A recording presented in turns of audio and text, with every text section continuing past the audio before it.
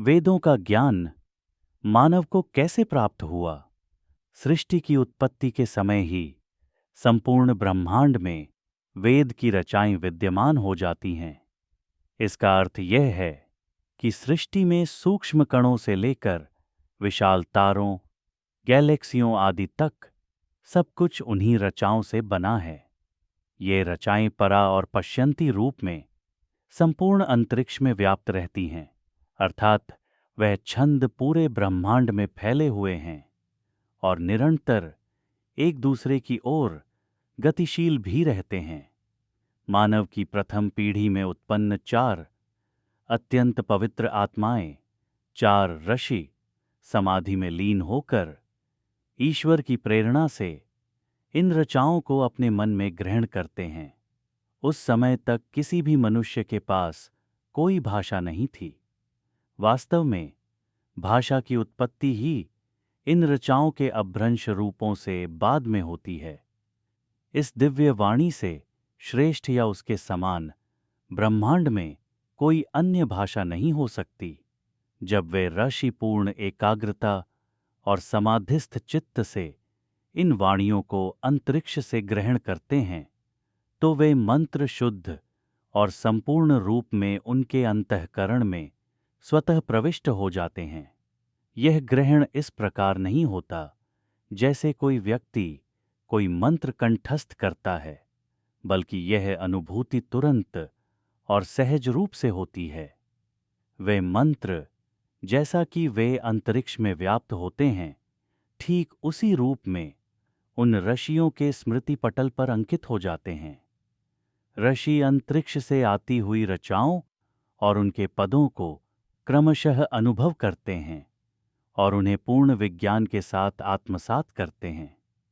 ये रचाएं सूक्ष्म रूप में अंतरिक्ष की ऋषि रश्मियों में व्याप्त होती हैं और वहीं से वे ऋषि उन्हें अपने अंतःकरण में ग्रहण करते हैं। चारों ऋषि समाधिस्थ मन के माध्यम से इन रचाओं को उसी प्रकार छनकर ग्रहण करते हैं जैसे सत्तू या आटे को चालनी से शुद्ध किया जाता है। जिस प्रकार बिना चालनी के सत्तू को हाथों से शुद्ध करना कठिन होता है, उसी प्रकार बिना समाधिस्थ मन के अंतरिक्ष में व्याप्त रचाओं को ग्रहण करना भी संभव नहीं होता। इन 4 ऋषियों के द्वारा मंत्रों का ग्रहण कर लेना यह सिद्ध नहीं करता कि संपूर्ण सृष्टि में इनके अतिरिक्त और कोई मंत्र नहीं थे। यदि ऐसा होता तो चालनी से छानने की उपमा का प्रयोग ही नहीं होता। ये चारों ऋषि समस्त प्राणी मात्र के हितचिंतक होते हैं और वे उन मनुष्यों में सर्वोच्च होते हैं जो मुक्ति के बाद पुनः जन्म लेते हैं। अतः वे ही ईश्वर की कृपा से उन मंत्रों, उनके पदों और अर्थों के नित्य संबंध को संपूर्णता से जान पाते हैं। इन मंत्रों में संपूर्ण सृष्टि के तत्वों को जानने का संपूर्ण विज्ञान समाहित होता है, जो प्रत्येक मनुष्य के लिए सभी प्रकार से हितकारी होता है। इन रचाओं को अपने सामर्थ्य अनुसार ग्रहण कर वे महर्षि ब्रह्मा के माध्यम से उन्हें संपूर्ण संसार में प्रचारित करते हैं। यह वेदवाणी मुख्यतः 7 प्रकार के छंदों से युक्त होती है। निष्कर्ष, ऋग्वेद के 3 मंत्रों से यह स्पष्ट होता है कि आकाश में अनेक रचाएं छंद रूपी प्राण रश्मियों के रूप में उत्पन्न होकर सदैव विद्यमान रहती हैं।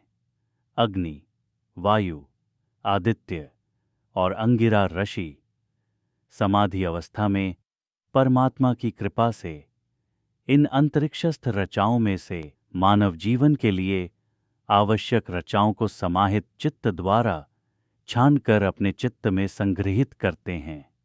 यही रचाएं क्रमशः ऋग्वेद, यजुर्वेद, सामवेद और अथर्ववेद का स्वरूप धारण करती हैं। इन रचाओं के केवल संग्रहकर्ता ही नहीं, ये चारों ऋषि परमात्मा की कृपा से उनकी वाणी और अर्थ को भी भली भांति जान लेते हैं। तत्पश्चात वे यह संपूर्ण ज्ञान महर्षि आद्य ब्रह्मा को प्रदान करते हैं, जिससे संसार में ज्ञान का प्रवाह निरंतर आगे बढ़ता रहता है।